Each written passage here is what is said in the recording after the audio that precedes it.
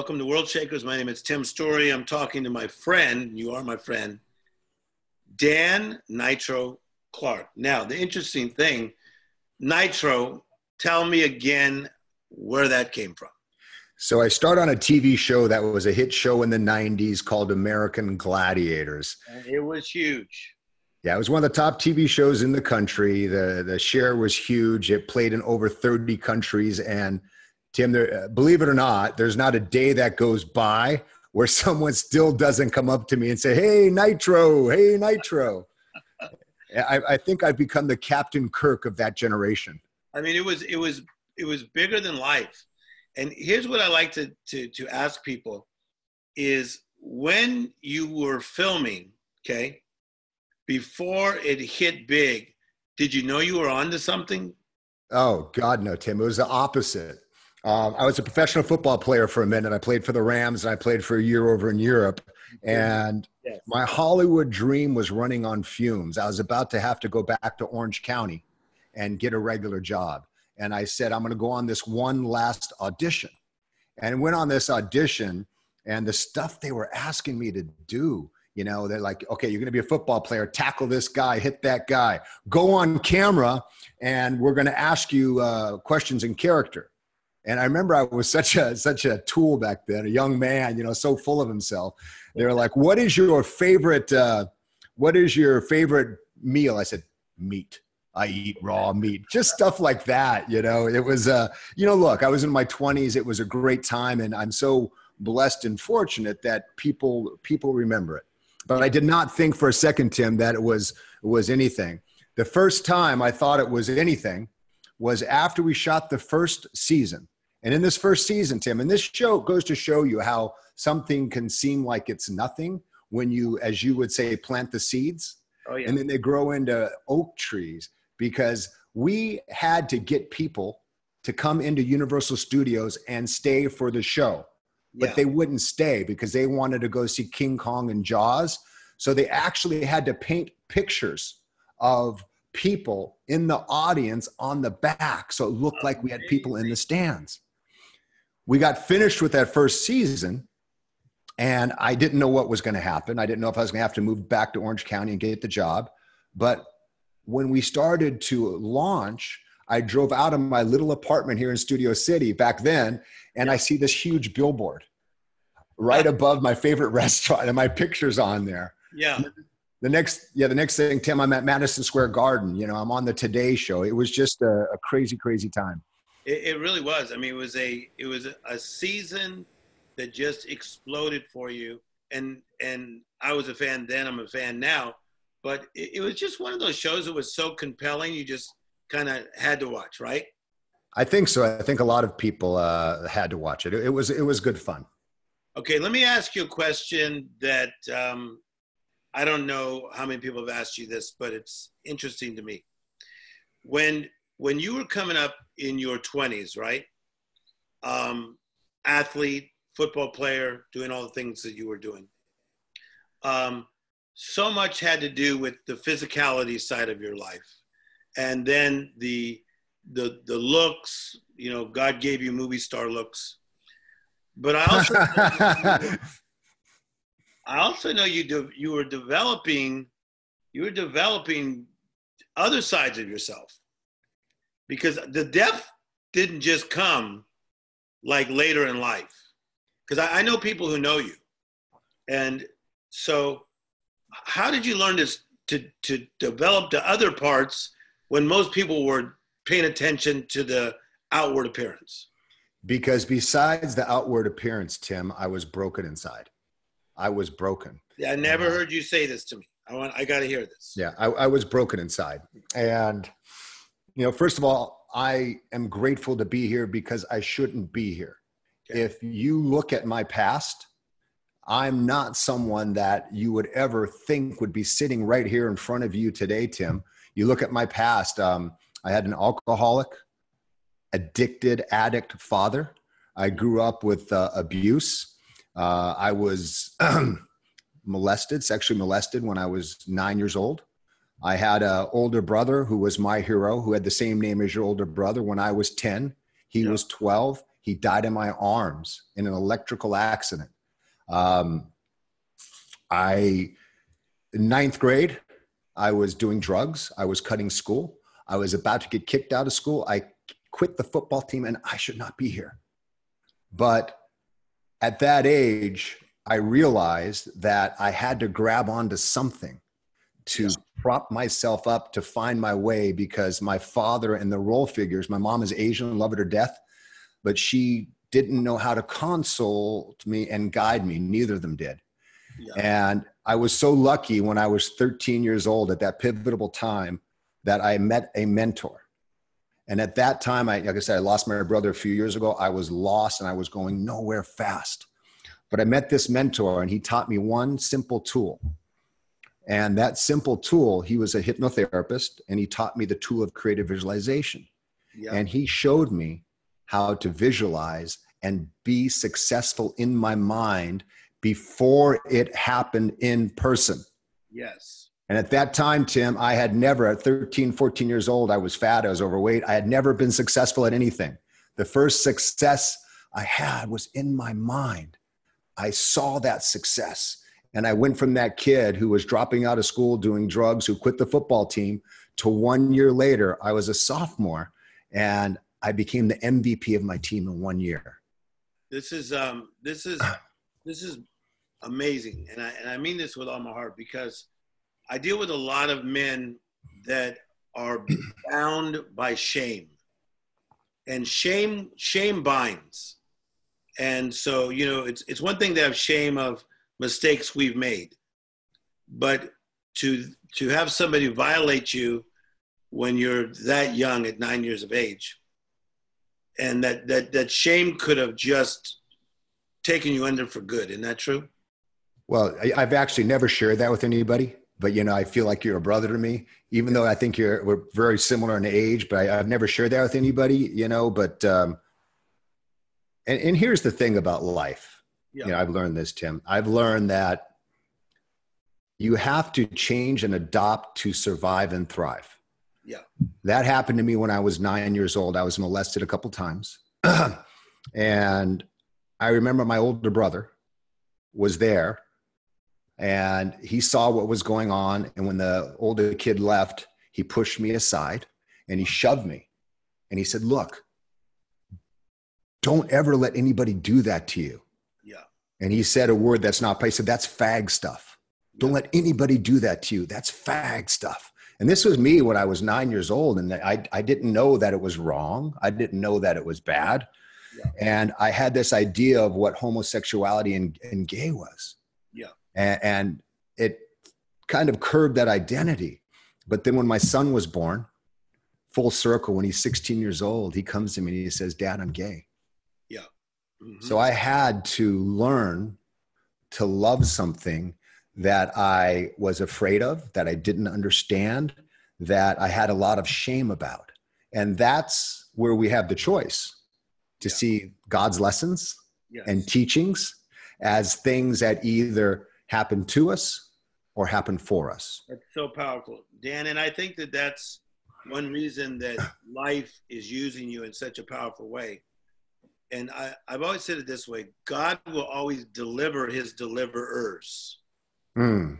And I think one reason that me and you care so much about people is that we've been through shit, and we've been through that pain, and we care about people because we know what it's like to be bound. And so it's a beautiful thing, and also an awkward thing, because some of the things that happened to us, or some of the things that we even did that we wish we didn't do, that sometimes it's awkward, right? It's not easy to be forthtelling. It's not easy to be undone. Yes. But it's an amazing thing how grace fills in the gaps. Like if you look at the peace that you have in your life now, wow. Yeah. Yeah. Well, I often say, Tim, that, you know, people ask me what I strive for in my life. Is it wealth? Is it achievements? And I say inner peace. To me, inner peace is the new success, because Ironically, when I was the most famous, when we were selling out Madison Square Garden, when I had little toys, action figures, and magazines, I was on 7-Eleven Slurpee cups. I was happy on the outside, but I would go home and I would drink and I would find ways to numb this thing I didn't deal with as a little kid. And that kept coming up. And that's when I realized that at 29 years old, 30 years old, I realized that I needed help. And I had to have the courage way back then to raise my hand up and say, I need help. And that's when I started therapy. So let's help a lot of people today. You had a mentor that helped you. Now you're a mentor helping others. And I want to know the different ways in which people can engage with you. Are you coaching men, women? Who do you coach? You coach everybody? Tell us how that works. I coach everybody, men and women, if it's a good fit, if I think I can help them. And I think it's a gift because I'm so good at it. And the way I know I'm good at it is the impact I've had on people's lives, whether you're a doctor, whether you're a lawyer, whether you're a cop, whether you're a teacher. And I do coach some people for free. If I think they need my help, it's almost like giving a sermon. I think they need my help. I make myself available. And what some people don't know about you is that you've been working on your curriculum for about how many years? So what you've been teaching, you've been working.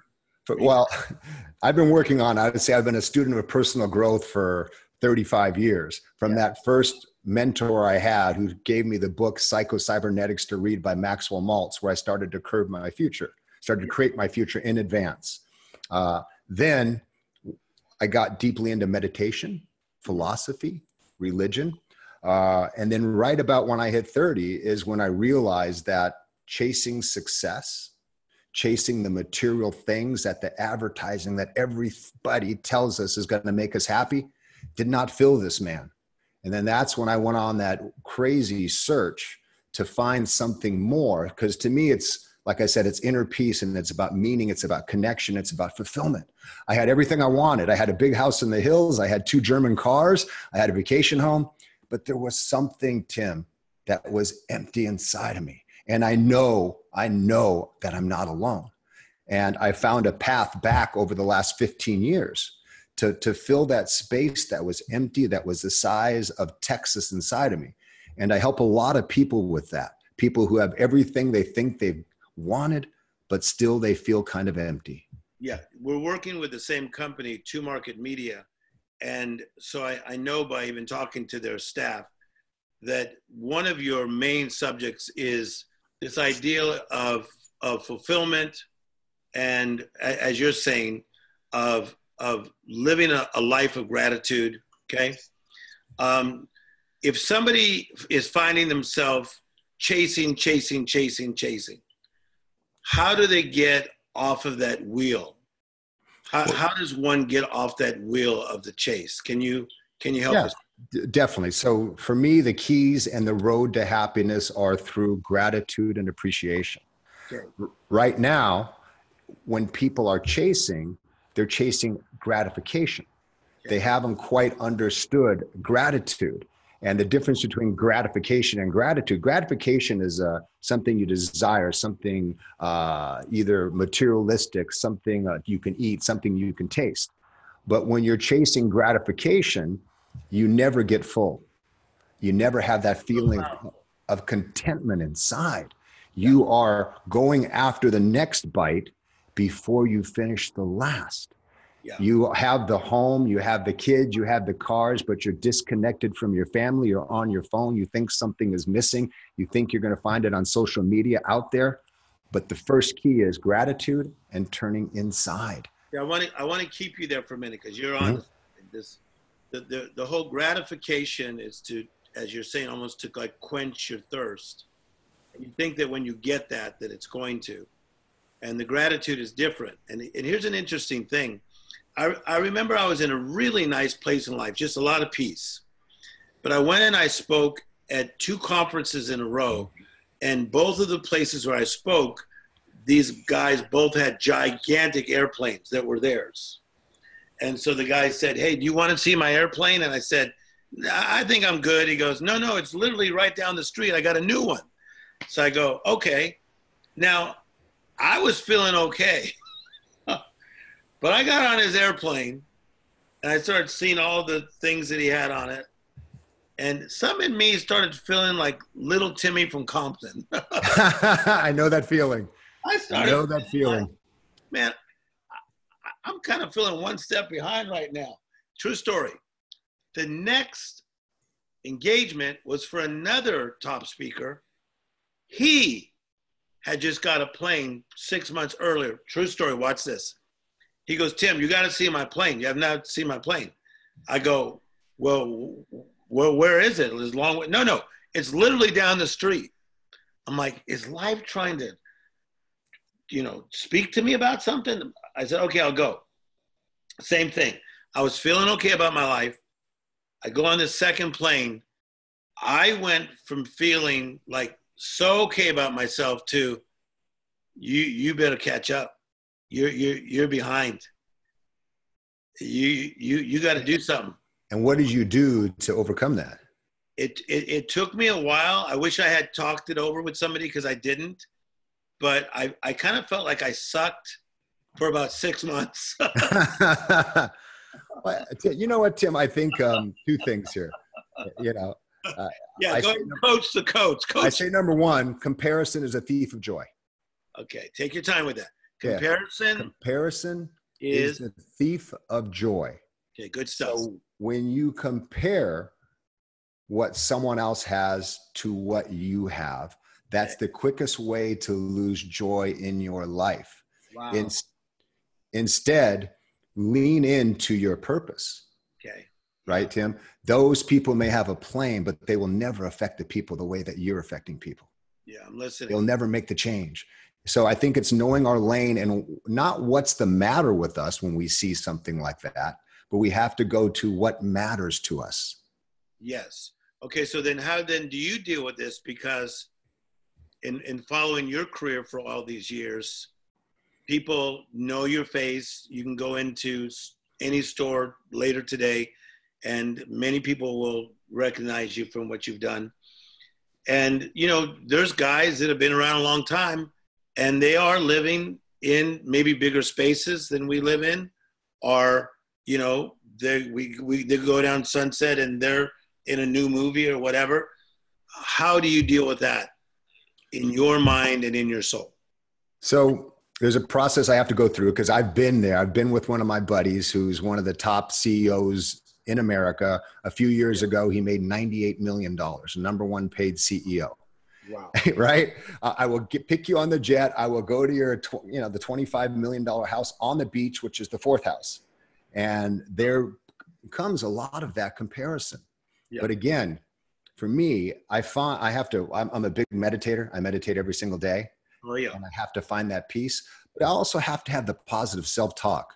And again, I have to tell myself, look, my thing, my value, my lane isn't in buying and selling companies. My lane, my purpose, my mission is in impacting and changing lives. Okay. And so powerful. Yeah. Once a person understands their purpose, their mission, and their goal, they are completely fulfilled with the energy of walking that path. And you don't feel that much. And the second challenge, and I think most people go through this, is the art, I call it an art, of how you manage chasing your ambitions while keeping in contact with the things that are important to you. Yes. Beautiful.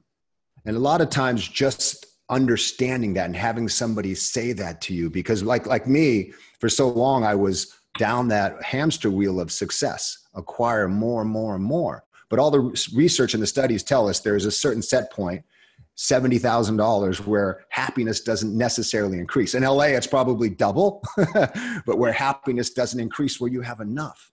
They did this study in Canada, and, a lot of people think that how much you make is equivalent to the amount of happiness that you have. But they gave this little town in Canada a minimum wage of $18,000. And they found when just that minimum wage alone, it's a farming town, they found that anxiety and stress and depression went down 40%. But not only the mental health, but there were 20% less hospital visits in that 2 years. Okay, so this is amazing. That's huge. Okay, so you're making people want to coach with you, obviously. So if people want to coach with you, tell us how to reach out to you one more time, Dan. Oh, it's at dannitroclark.net. That's the best and the easiest way. You can follow me if you want to get a sample of what I speak about on Instagram, Dan Nitro Clark. I do a Facebook live show called Calming the Beast of doubt, the beast of fear, the negativity. So you can unleash your beast. Yeah. You can see me on Instagram, Dan Nitro Clark, and on Facebook. I do both of those there. Okay, so I want to push the coaching from it because I feel like we have people that need your message now. Mm-hmm. So again, they reach out to you, and then what do they have to do? They have to fill something out, or they fill something out. The team looks at it. I respond personally, and all the coaching is 100% with me, just like I'm talking to you. Okay. You have homework, you have time with me, and I will help you change and transform your life 100%. And people don't understand, well, many people don't, of what an amazing thing it gives back to us to help people, walk them through, stand with them in life's journey. I love how you put that, Tim. You're absolutely right. Fulfilling. You know, here's what I found. I found when I was playing football in front of 75,000 people. Yeah. When I was selling out Madison Square Garden, you know, American Gladiator Tour. Yeah. I mistook the adulation and applause for love and meaning. Okay. Yeah. The louder they clapped for me, the more I felt loved, because that's how I interpreted love. Mm-hmm. But at the end of the day, when that show faded and the applause stopped, I didn't feel any love in my heart. Yes. And I found my way back to love, connection, meaning, and purpose by being of value and use and helping people on their journey in life. I was just coaching a woman yesterday who reached out to me because she was having surgery, a heart surgery for a genetic defect. And she says, I'm terrified. I'm 40 years old. I have 2 kids, and I am afraid to leave my kids alone. That they're going to be, not that their dad isn't great, but I'm going to die in 5 days. I'm going to leave them alone. And I started coaching her. And by the time I was done with our sessions, this is a new woman. And here's the advice I gave her, Tim. And I have to tell you how much it filled me, because 5 years ago, I had a heart attack. I know what it's like to face your death. Yeah. 10 months ago, after back surgery, I ended up with 4 blood clots in my legs and 2 pulmonary embolisms, 2 that they thought in my chest were cancer. I know what it's like to be terrified, and especially since my mother had died of cancer 8 months ago. Yeah. And what I've done, and when I coach people, is I take the tools that have worked for me and that I have worked for other people that I coach, and I share them openly, and I share them with full vulnerability of how it helped me. And with her, I said, look, you have to stop catastrophizing. Yes. Of the worst thing that's going to happen. Let's look at the facts. How many people have died from this? What's the recovery rate? 99.5%. Oh, yeah. The facts are in your number. It's natural to be terrified. Second, let's go down that catastrophization. Let's say you did die. Worst case scenario. This is the last 5 days you have with your kids. How do you want to spend that with them? Right now, it's a teaching moment for you. For her, I said, right now it's a teaching moment for you. You're going to show your kids in these next 5 days how you handle adversity, how you handle things when they get tough. And I said, when I was in the hospital with the blood clots, and they told me that one's in my lung, 2-inch mass, pointing, this could be cancer, I was out of my mind the first night. I went deep, prayer, meditation, and I came up with 3 words.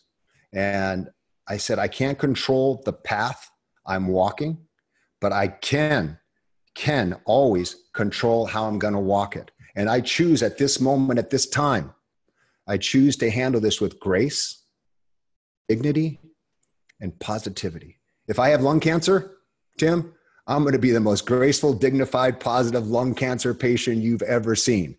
Yes. If I don't have lung cancer, I'm still going to be the most graceful, dignified positivity. So that's just an example of how I coach and the way I coach. This is a lifestyle that Dan is living. This is a lifestyle that I watch him exude. It's a lifestyle that you need to tap into. So get a hold of him, Dan Nitro Clark. What a privilege to have you on. And we are real brothers, man. Me and you are brothers. Man. We both lost a brother named Randy.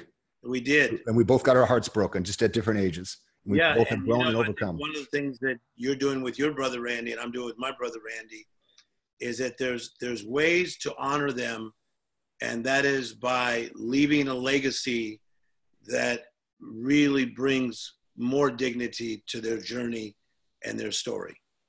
That's so well said, Tim. It's like you took the words out of my mouth and said them better. It's like you're the Hollywood actor who's playing me in the movie and said my lines better. Because, you know, I deal with a lot of people who are suffering through grief and through loss, and they're challenging, you know, because most people teach the first 5 stages of grief: denial, anger, bargaining, depression, acceptance. But they don't get to that 6th piece, meaning. And how do you have meaning? And you just said it. When you lose somebody, you give it meaning by honoring them, by living a life that they would be proud of. Yes. Took the words from my mouth, man. I love you, brother. Keep on following him, and life is good. And thank you for watching World Shakers today.